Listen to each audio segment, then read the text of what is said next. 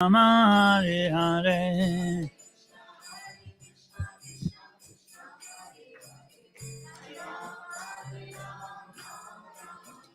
Hare Krishna, Krishna Krishna, Hare Hare, Hare Rama, Rama Rama, Hare Hare.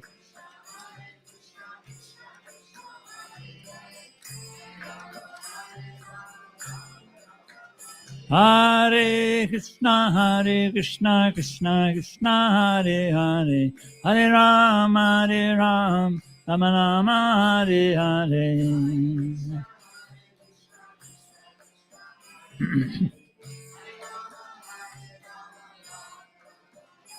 Hare Krishna, Krishna Krishna, Hare Hare, Hare Rama, Rama, Hare Hare.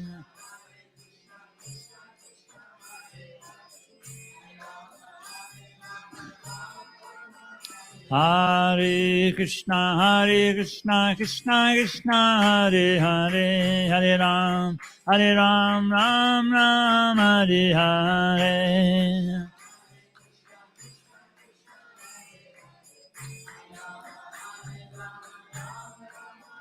Hare Krishna, Krishna Krishna, Hare Hare, Hare Ram, Rama, Hare Hare.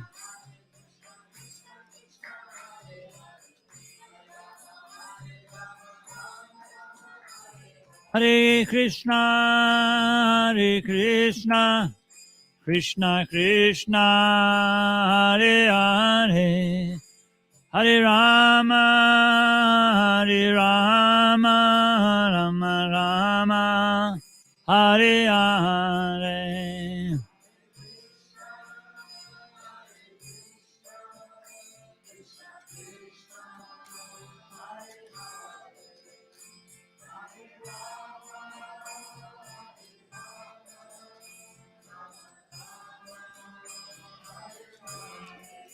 Hare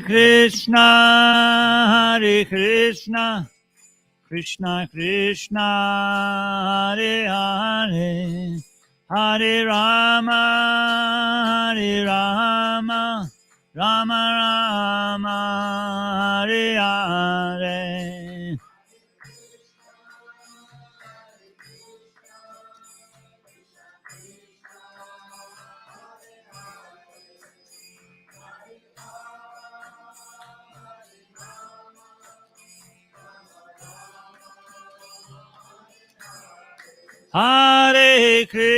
Hare Krishna, Krishna Krishna, Hare Hare, Hare Rama, Rama Rama, Hare Hare.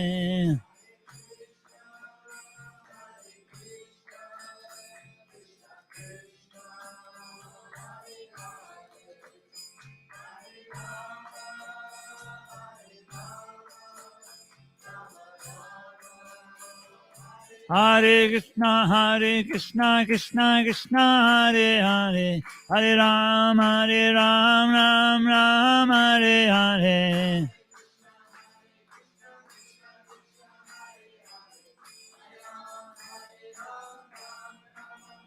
Hare Krishna, Krishna Krishna, Hare Hare, Hare Rama, Rama, Hare Hare.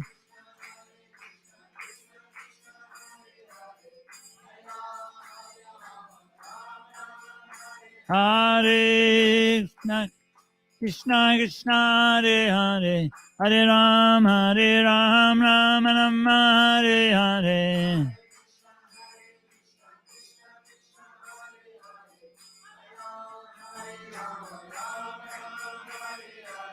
Nitai Gauranga, Nitai Gauranga,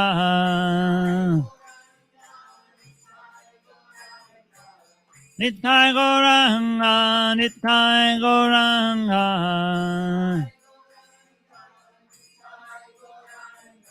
Hare Krishna, Krishna Krishna, Hare Hare, Hare Ram, Ram Ram, Hare Hare.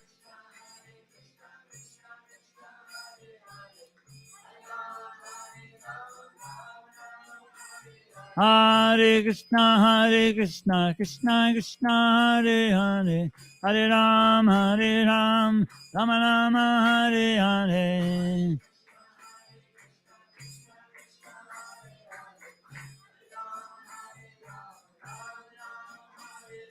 Krishna, Hare Krishna, Krishna Krishna, Hare Hare, Hare Rama, Rama Rama, Hare Hare.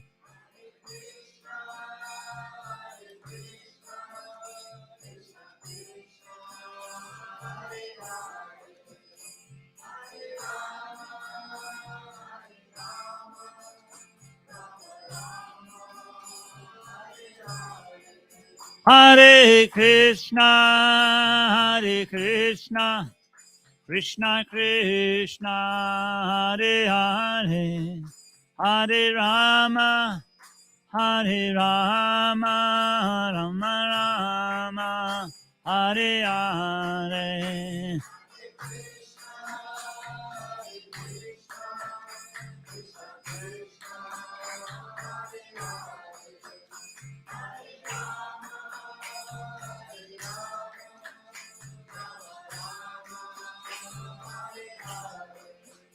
Jaya Gora Nitai, Jaya Gora Nitai, Jaya Gora Nitai, Jaya Gora Nitai.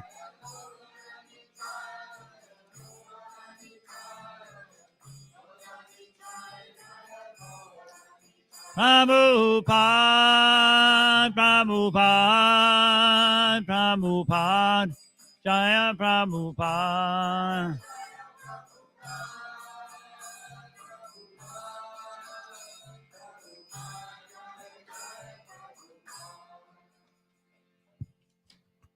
Srila Prabhupada ki. Hare Krishna. Good afternoon. Oh, it's not afternoon yet. In a few minutes, so I'd like to welcome all of you to the Sunday program at Karuna Bhavan, which will become very regular, or in fact will be weekly starting from around September. We're kind of piloting a little bit after pandemic reopening, having more events. So today, we would like to welcome to Karuna Bhavan very special guest, His Holiness Dayananda Swami. He's originally from Yorkshire. He became a devotee and joined ISKCON in 1983. So it is almost 40 years since he has been a devotee.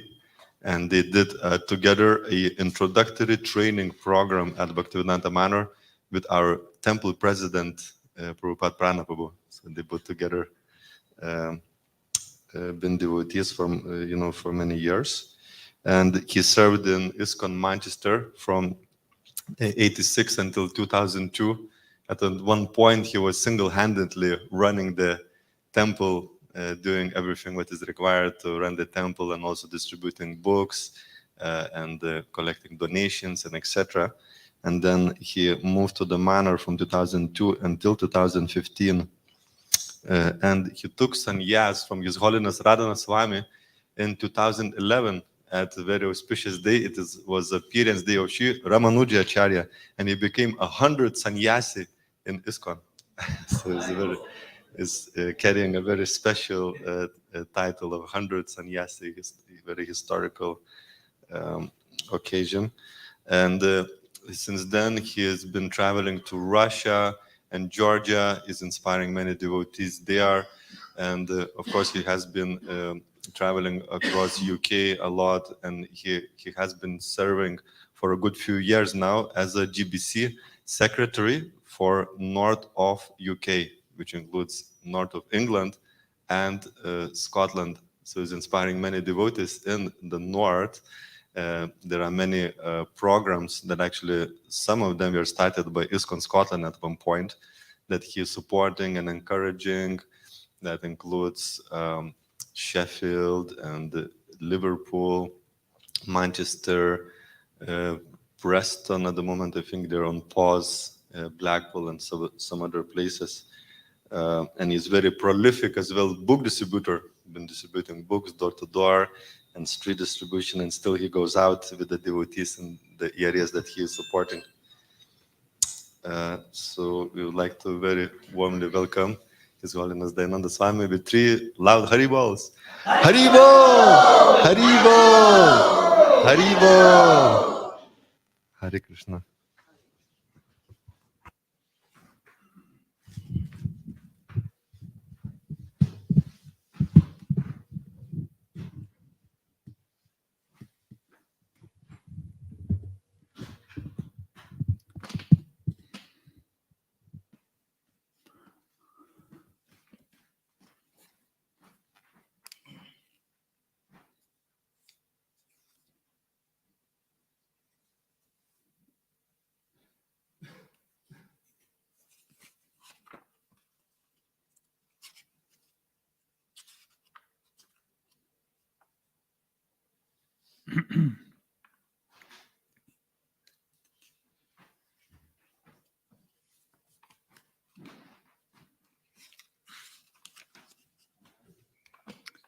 Hare Krishna.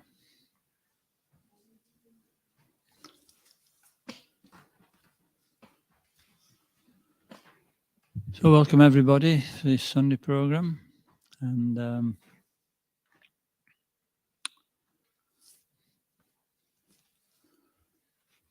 thought we'd talk about Bali Maharaj in the 8th canto of the Srimad Bhagavatam.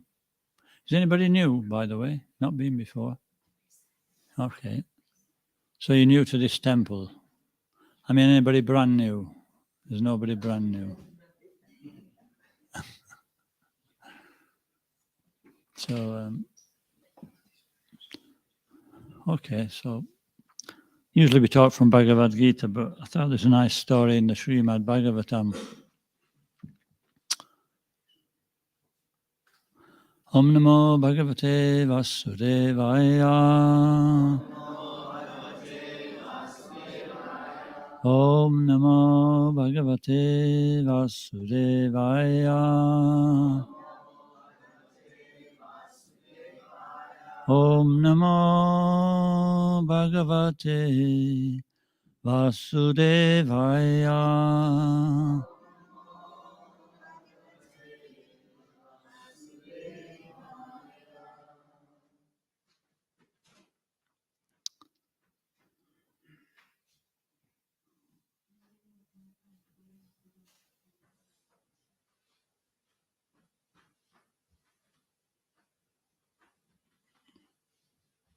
So we don't have, it's on screen, so I'll just recite it. It's 8:15, 1 and 2.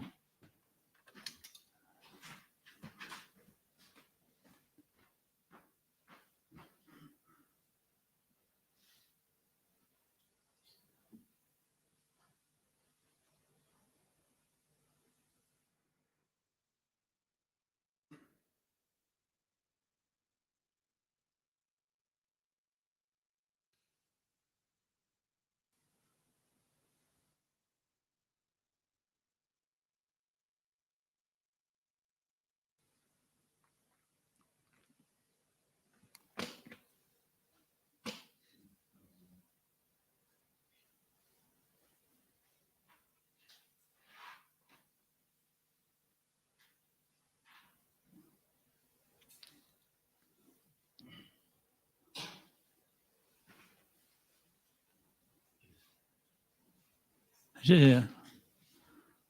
Okay. Sri Raja Uvacha Bale Pada Trayam Bhume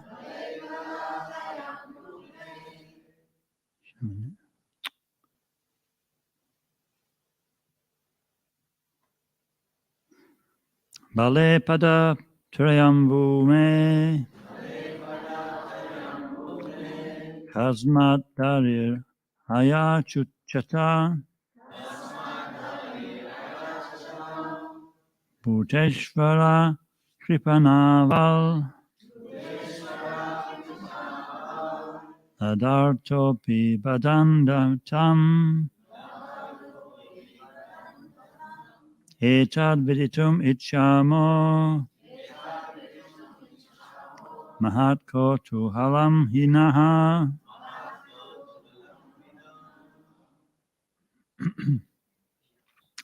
Mahatko Tuhalam Yachneshvarasya Purnasya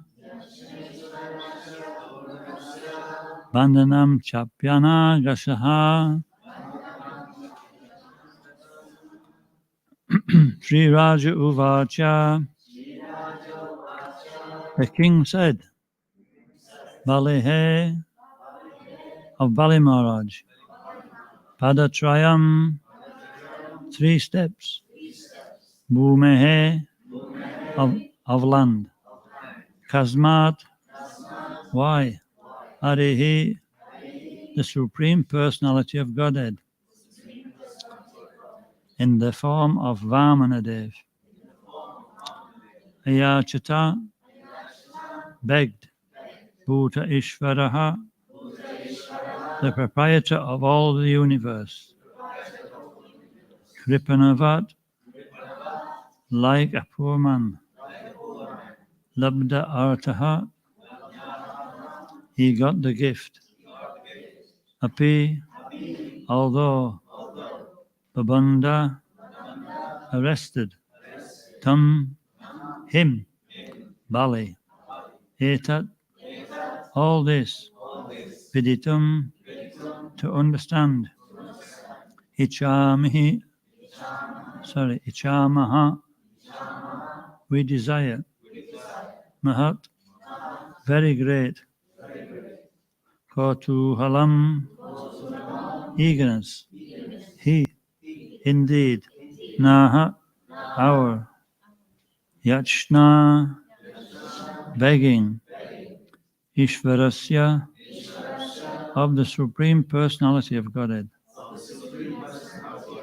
Purnasya, who is full in everything, Bandhanam, arresting, Cha, also, Api, although, Anagasya, of he who was faultless. Translation. Maharaj Parikshit inquired, the Supreme Personality of Godhead is the proprietor of everything. Why did he beg 3 paces of land from Bali Maharaj like a poor man? And when he got the gift of which he had begged, why did he nonetheless arrest Bali Maharaj?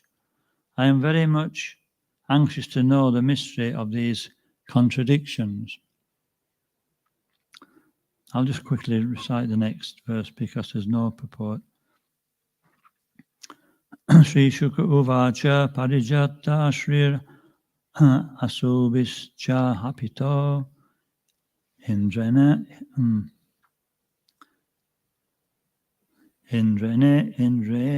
Rajan Begobi Savjivata Sarvatma Naitan Abhijat Brigun Balihi Chisho Mahatmarta Nivedanena.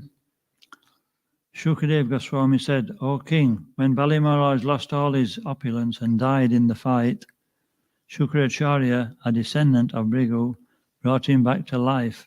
Because of this great soul, Bali Maharaj became a disciple of Shukracharya and began to serve him with great faith. I'll just read the translations. The Brahman descendants of Bhrigu Muni were very pleased with Bali Maharaj, who desired to conquer the kingdom of Indra. Therefore, after purifying him and properly bathing him according to regulative principles, they engaged him in performing the yoga known as Vishvajit. When ghee, clarified butter, was offered in the fire of sacrifice, there appeared from the fire a celestial chariot covered with gold and silk. there also appeared yellow horses like those of Indra, and a flag marked with a lion. A gilded bow, 2 quivers of infallible arrows and celestial armor also appeared. Bali Maharaj's grandfather, Prahlad Maharaj, offered Bali a garland of flowers that would never fade. And Shukracharya gave him a conch shell. When Bali Maharaj had thus performed a special ritualistic ceremony advised by the Brahmins and had received by their grace the equipment for fighting, he circumambulated the Brahmins and offered them obeisances. He also saluted Prahlad Maharaj and offered obeisances.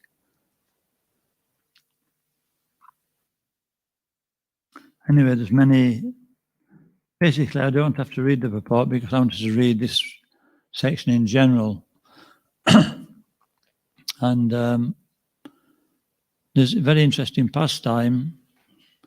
Bali Maharaj, he was a descendant of a devotee. His grandfather was a devotee, Prahlad Maharaj.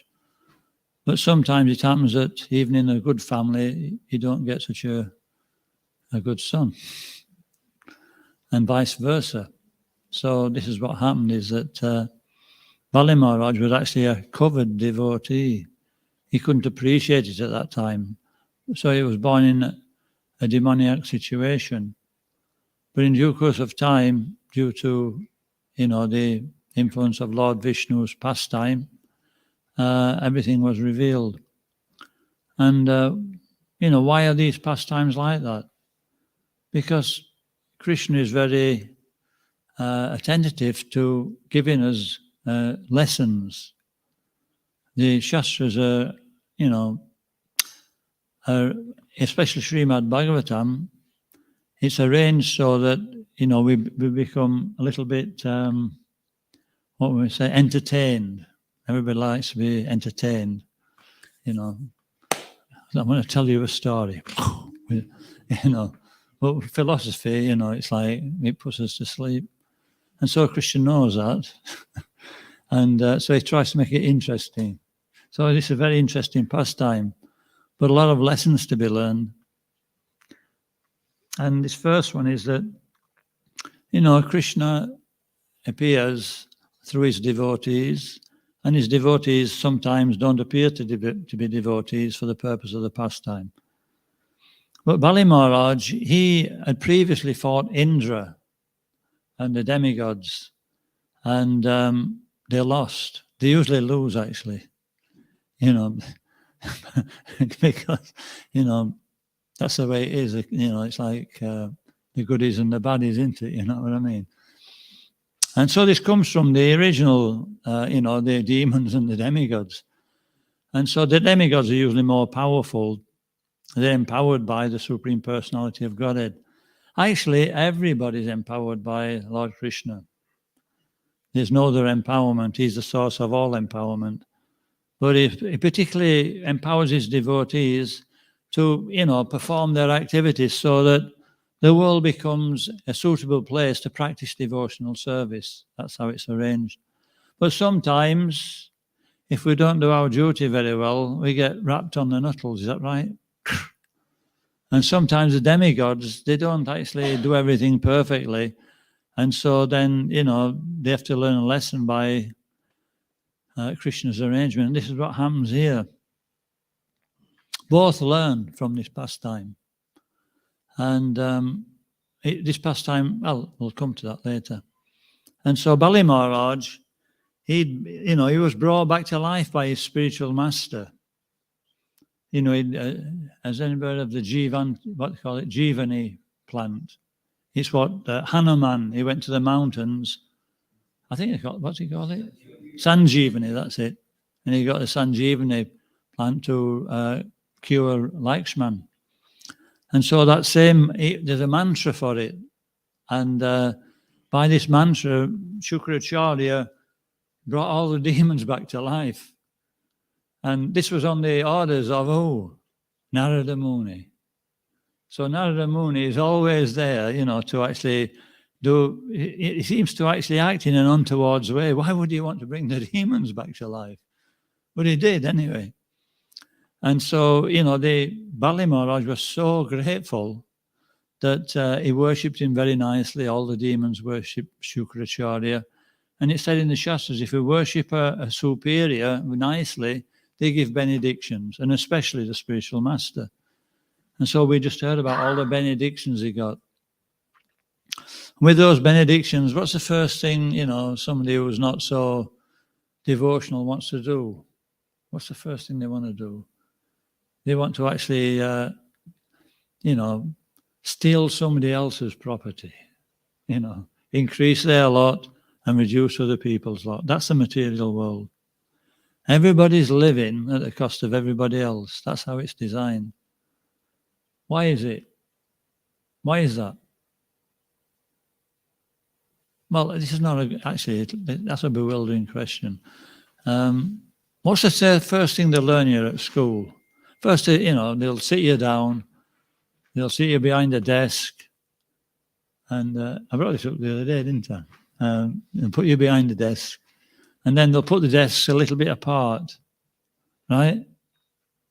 And then, so they say many things, but what important thing they say?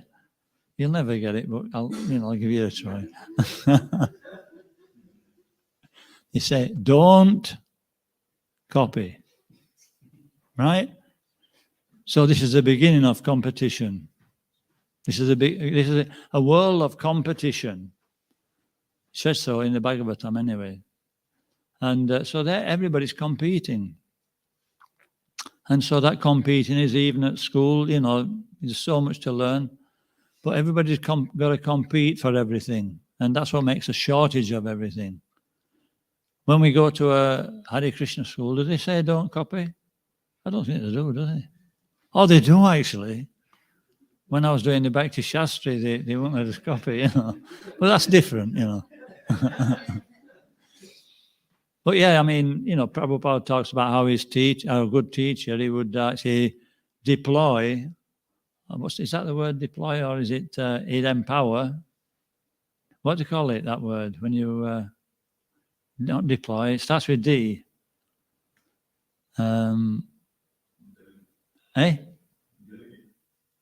was that? Delegate, that's the word. He'd delegate to his best pupils, and they would actually show so there's no copying. Do we have to copy to understand Krishna? So that's the difference, is that in the material world, it's copying. Everybody's competing. In the spiritual world, there's no competition. Not any material competition, anyway. And so, straight away, Bali Maharaj, he thought competition. And he wanted to get his own back on the demigods. And he was powerful. Whew. He was so powerful. And when, the demigods saw the demons coming in the distance, they thought, whoa, I don't think we can tackle them. And so they went to Brihaspati. Is it Brihaspati? Yeah, the spiritual master of the demigods. And Brihaspati said, you're going to have to retreat. You'll have to hide for some time until the time is right. Then you can tackle otherwise they'll defeat you, no problem. And so, the demigods, they left their positions, and they were having to hide everywhere. Indra, he hid in the stem of a lotus flower or a bulrush in the water, and he was nearly starving to death because the one who fire, Agni, is the one who accepts sacrifice, right? He's the one who feeds everybody, and Agni wouldn't go near the water, obviously. He's made of fire. So Indra was after some time, can you imagine if you're a mother of the demigods and that's happening to them? What would you think? What would you want to do? Come on, mothers, tell us. What would you do in that situation? You've got your sons and they're all suffering like anything because of these demons. What would you want to do? Yeah, you'd want to get your own back. You want to see your sons properly situated again, wouldn't you? Is that right? That's natural mother instinct, isn't it? And so So, she prayed to Lord Vishnu, and she was so sincere that no, she didn't. No, she didn't. She actually went to her husband, the representative of Lord Vishnu. Do you know that, ladies? The husband is a representative of Lord Vishnu.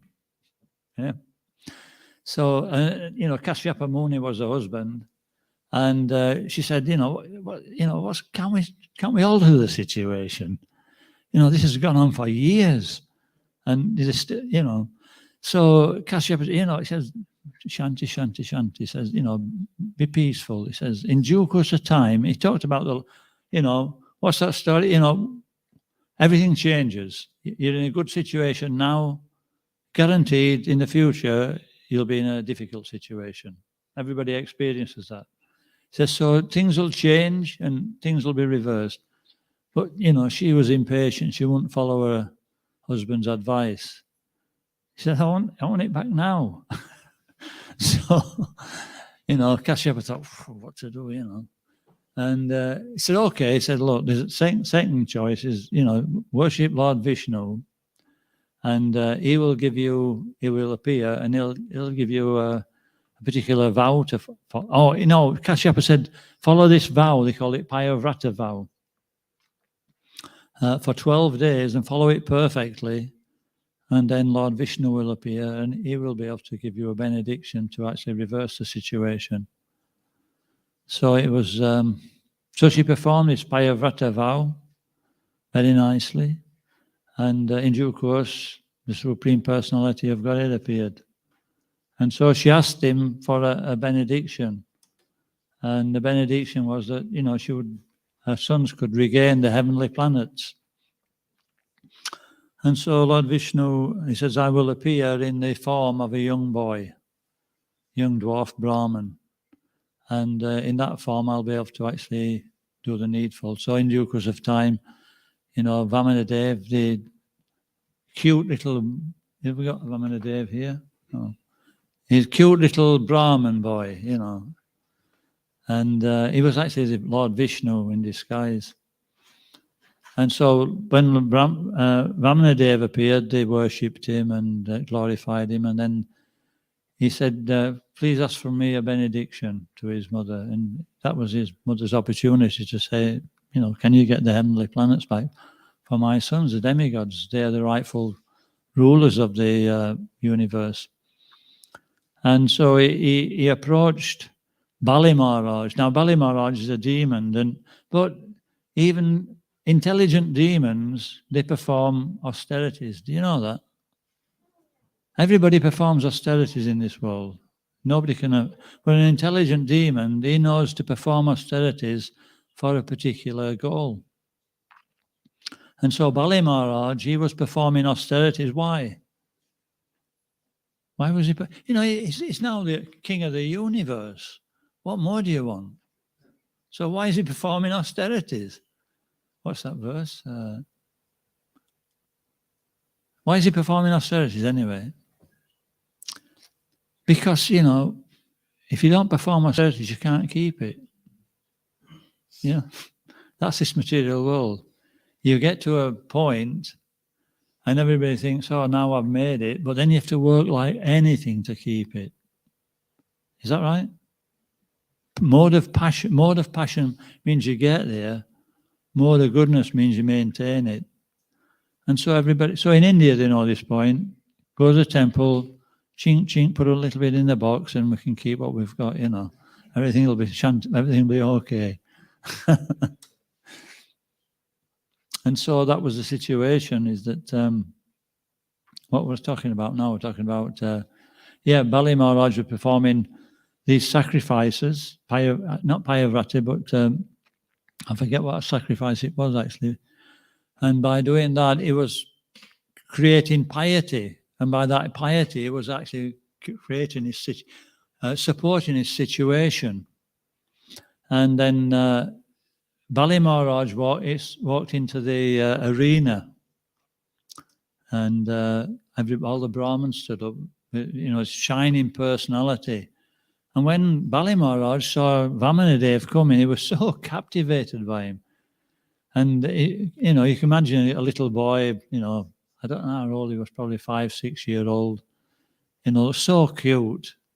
And, you know, and so Bali Maharaj was captivated, and yes, my dear boy, my dear Brahman, please come and sit down, please. What can I do for you? And when Vamandev started speaking, has anybody, you know, we've heard in the Bhagavatam how when the Supreme Personality of Godhead speaks, it's so captivating, it bewilders the mind.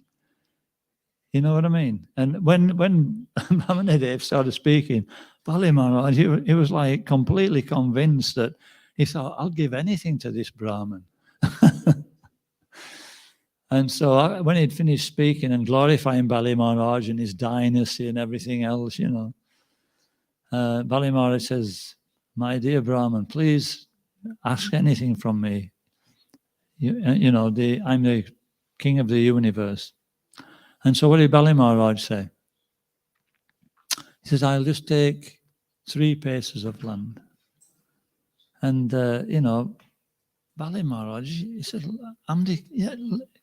have another try. He says, I can give you anything.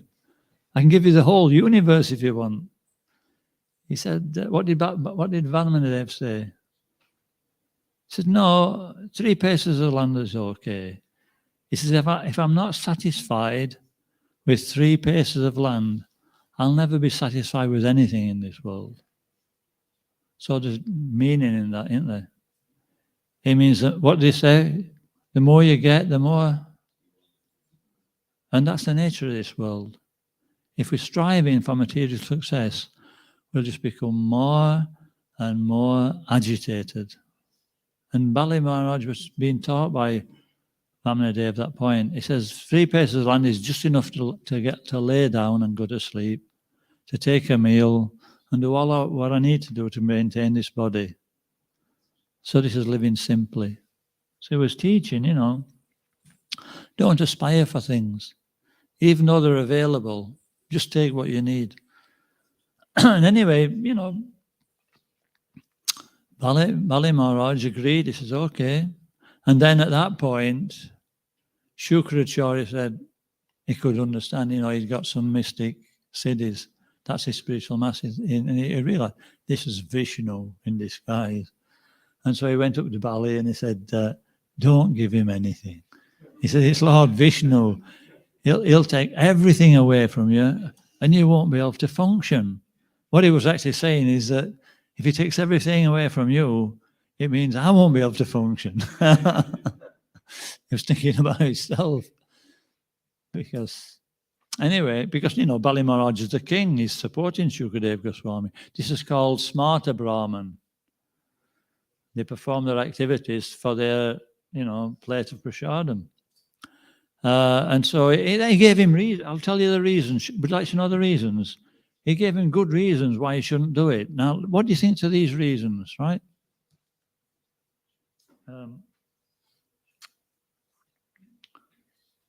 It's 15. 15, let's have a look.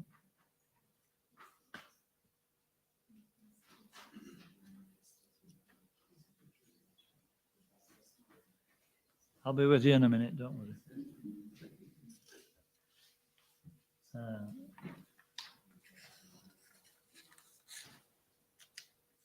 Here we are. Shukracharya gave 9 reasons why Bali Maharaj shouldn't give charity. First one, the Brahman dwarf is personally the imperishable Lord Vishnu, who appeared as the son of Aditi and Kasyapa. Vamana's purpose, he appeared to fulfill the interests of the demigods. Now, if somebody said that to you, you know, that you were thinking, I don't know whether I should actually agree to this. Next one, harm for the demons.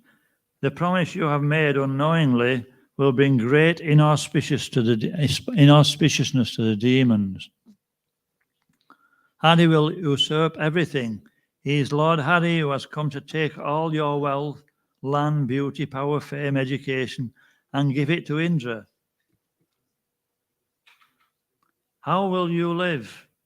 When you give him charity of 3 steps, he will occupy the 3 worlds.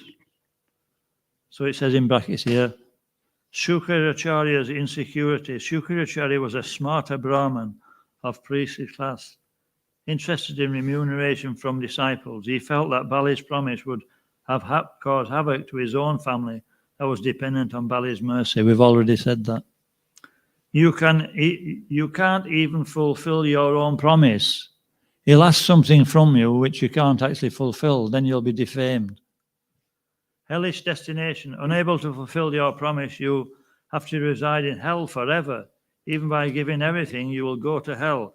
Better not to give anything and enjoy in this world. What do you think of that? It may think twice, wouldn't it? You know what I mean? How to give charity? One has to divide one's wealth in 5 parts: religion, reputation, opulence, sense gratification, and family maintenance.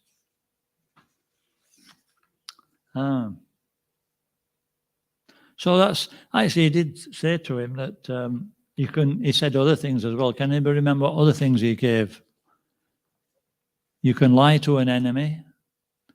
You can say things in jest. You can say, I was only kidding. You know, you can say things in jest. What else? He said that because he chanted Om in the beginning of giving his promise to Vamana, and then he didn't need to fulfill the promise because he didn't chant it Om, which is compulsory when you promise something. Okay, that's another one. That's a technical one. So yeah, you chant Om to petition the Supreme Personality of Godhead. And so, you know, Bali Maharaj, he thought about this. He thought, you know, I thought we were supposed to surrender everything to Vishnu. And, he said he thought for quite a while. Don't forget, this is his spiritual master. So there's some lesson to learn here, is that we don't accept things blindly, even if it comes from our spiritual master. And he thought about it. Then he realized that his spiritual master weren't a spiritual master. His spiritual master was actually telling him to do the wrong thing, which his spiritual master is there to actually point us towards God. And so eventually he said, I can't follow that vow. And he gave him and then Shukracharya cursed him. He said, you'll lose everything. And that's exactly what happened. He gave Vamana these 3 pieces of land, and the first one, it went into outer space. The next one, kicked a hole in the universe, and all the Ganges came through. And then he said to, Bali Maharaj, where shall I put the 3rd one? He said, you haven't fulfilled your promise yet. And, Vamana Dev, he said, you better put it on my head. And that's what he did. And then, you would think that if the Supreme Lord puts his foot on your head, he'd be satisfied with you. But in front of all his relatives and everybody, he called for the,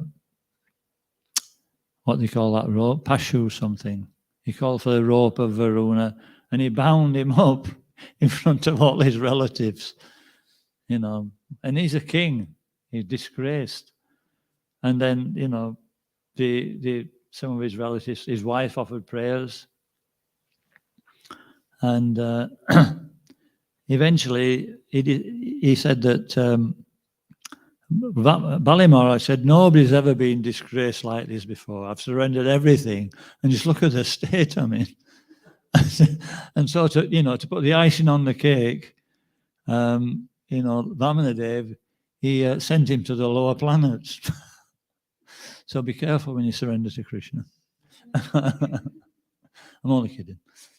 So he sent him to lower planets, and he said that, but the good side is you'll go to, what's it called? Sutala Loka. I think it's the 3rd one down. There's Atala, and there's another Tala, Vitala, and then Sutala.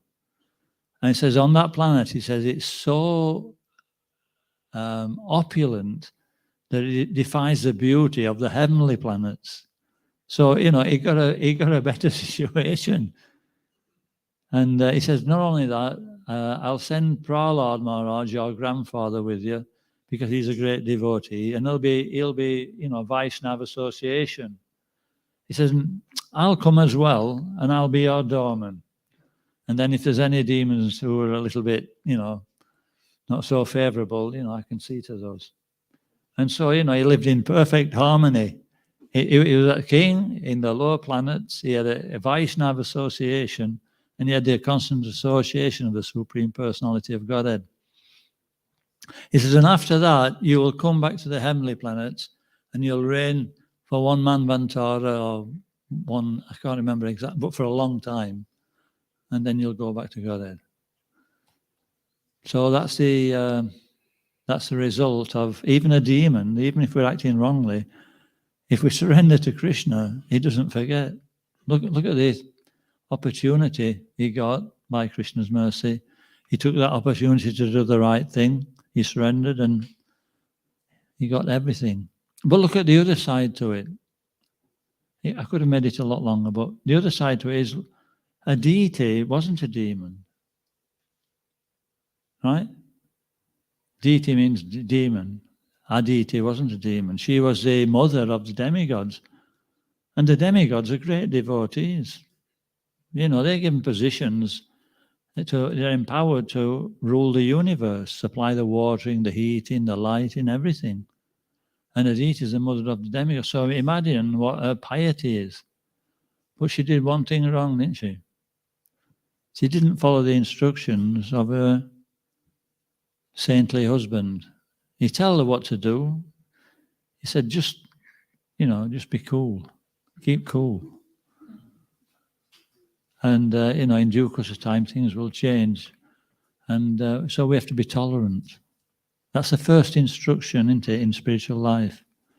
We're in the material world. We've got no option, have we?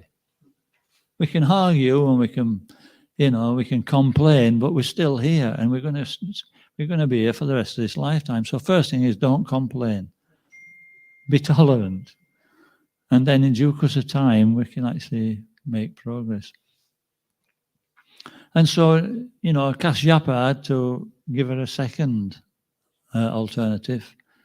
And that meant she got what she wanted immediately. That's material. That's the difference, is what do I want? So that's the difference between spiritual and material. What I want is material. What the spiritual master, what Krishna wants is spiritual. And so she accepted that second, and she got the heavenly planets back for her boys. But that's all.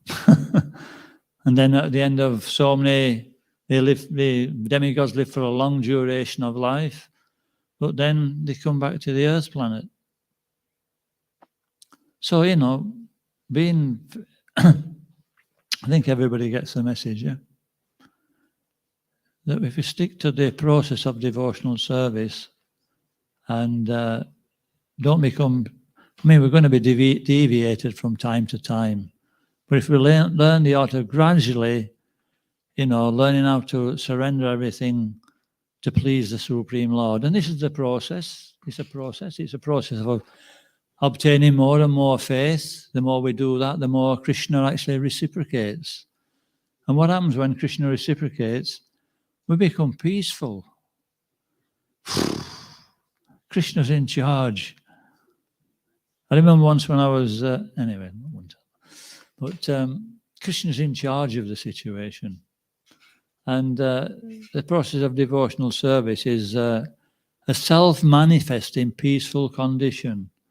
Just by undergoing that little tribulation of austerity, of doing what Krishna wants. And that austerity will guarantee us eternal life. We keep doing what Krishna wants. And that's what the spiritual world's all about.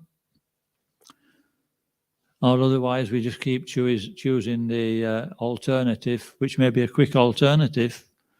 But then what happens? We have to actually have another try. We don't know what that's going to be like. So this is a small, short story. We don't have a lot of time.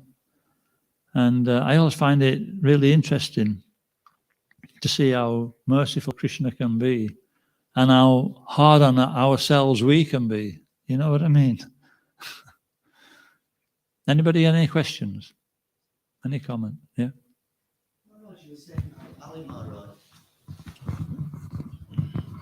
You said that Bali Maharaj said to his spiritual master, no, that I should surrender everything to Krishna, Vishnu.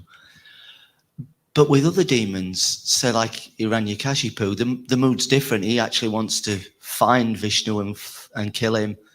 So why was Bali Maharaj's mood different? It seems less, for want of a better way of putting it, less demoniac. His mood seems less demoniac. He seems already to be surrendered in one sense, in a way that when we read about other demons, they're not. They're actually wanting to kill Krishna or fight Krishna. But even when his Guru Maharaj has said to him, it's like this, he's still saying, no, I should surrender to Vishnu. I should give everything to Vishnu. Well, everybody's got free will. Everybody's got free will to make that choice. But also we have to remember in these pastimes is that, as I said at the beginning of the pastime, the demons are not always the demons. You know what I mean? They may be devotees, and they're acting out a part, like Vritrasura. You remember the pastime of Vritrasura? He was a big demon. He'd been cursed by Mother Parvati. And that's because, Lord Shiva said, don't curse, and she cursed him. Chitraketu, and he became a demon. Now, when she realized what she had done, she was really sorry. But anyway, it was too late. He was in the body of Vritrasura. But he knew he was actually a demon. But inside his mentality was devotional. And he knew that I have to go through this pastime. It's the Lord's will. And he just accepted it. So Bali Maharaj weren't the same as Vritrasura, but as it says, he was actually an intelligent person, and he was a demigod. He was a devotee at heart. But he can't be. I don't know how covered he was, but he was covered.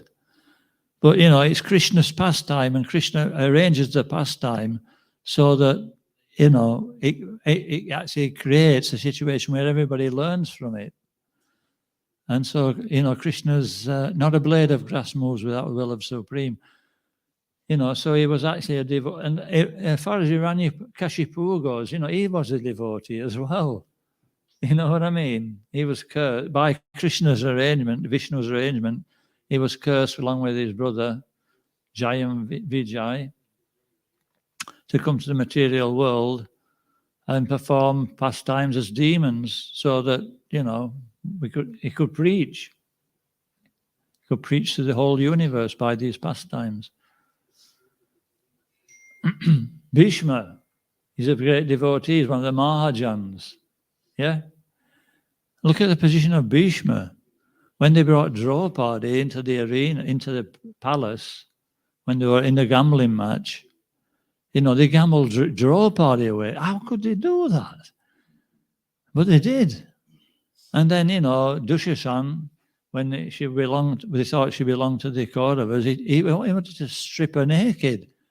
And Bhishma, the most powerful warrior in that assembly, he didn't do a thing. And they went to him and said, she actually petitioned Bhishma to give a dharmic conclusion of whether this was right or not, who really owned her, and who could actually. And Bhishma, he said, I can't answer. He says the ways of religion are very, very difficult to understand. So like that Krishna's working at, but then what did Krishna do at the end of Bhishma's life? He was glorified like anything. So a devotee is always in that situation. He's never a loser. Maharaj Yudhisthira at the end of the Battle of Kurukshetra, he was lamenting that so many warriors and kings had died just so that he could take the throne. And that was Krishna covering him, for him to think like that. So Krishna preached to him, this is Dharma, this is. But he couldn't be satisfied. So then he took him to Bhishma Dev. And, Maharaj Yudhisthira started asking Bhishmadev all these questions, and Bhishmadev preached to him, and he cleared up all his misconceptions. So then Bhishmadev was glorified as a Mahajan, like that. So in devotional service, we never lose. That's the point. It may appear sometimes that we're losing, but we're never losing. Even if we've done something wrong, provided we realize it and we start to actually set about rectifying it, then, the same results here. We can make so many mistakes. It's not the mistakes we make, it's the way we actually deal with them. Just like Satsvarupa Maharaj. In the early days in Dallas, they got the first Gurukul. And I'm making this point about, having the right attitude. And they got some deities, and Prabhupada was there. And so they were going to install the deities the next day. And Satsvarupa Maharaj looks at the deities, thought, they're looking a little bit dingy. They need a coat of paint, And so he went to Prabhupada and told him, Prabhupada said, no, don't paint them, it's too late. Anyway, I don't know exactly what he said, but Prabhupada told him not to paint them. Somehow or other, Satsvarupa Maharaj thought, they need painting. And he painted them. And they put fans and heaters around them all night. And the next morning he went to them, guess what? They were wet. And they weren't going to drive. And so he had to go to Prabhupada and say, Prabhupada. Yes. Prabhupada, and he said, I've painted the deities. And Prabhupada looked at him and he said, and then he said, and they're not dry. And Prabhupada said, so? And he started giving excuses why he did it, And then after he finished it, Prabhupada said, so? And then he became really, and he started giving some more excuses. And when he finished, Prabhupada said, so? And, we're nearly in tears by this time. And Prabhupada could see that he was sincere, and he genuinely made a mistake, says, so what are you going to do about it? So what are we going to do about it? It's always up to us. We have the choice. Krishna never interferes. Yeah? Anything else? Okay. What's next? Kirtan. We'll have a kirtan then. What time is it? 1:45, all right. Kanchar Srimad Bhagavatam ki. Jai. Prabhupada ki. Jai. Gaura Premanand.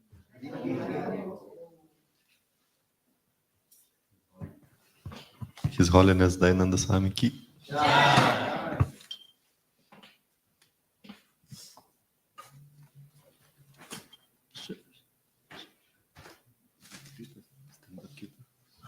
Do you mind leading? I'll leave it. Stand up. Just for 20 minutes. That's fine. No problem. You stand up or sit down?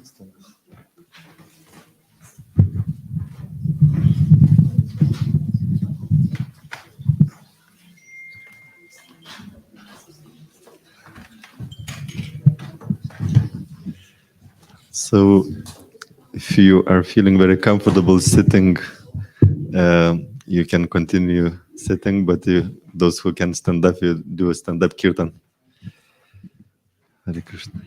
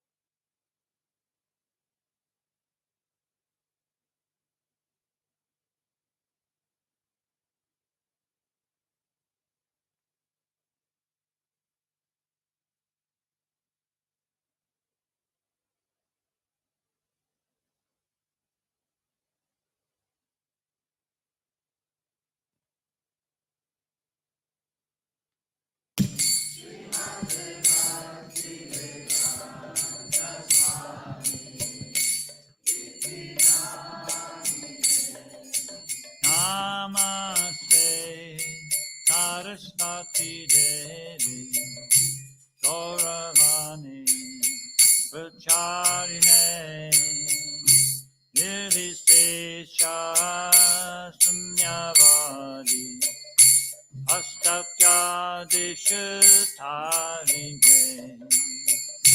Namaste Saraswati Devi Gauravani Pracharine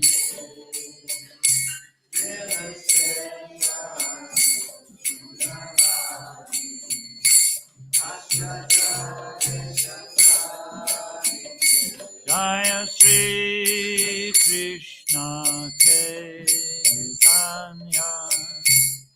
Prabhu Nityananda Shri Advaita Gadadhar Srivasadi Gaura Bhakta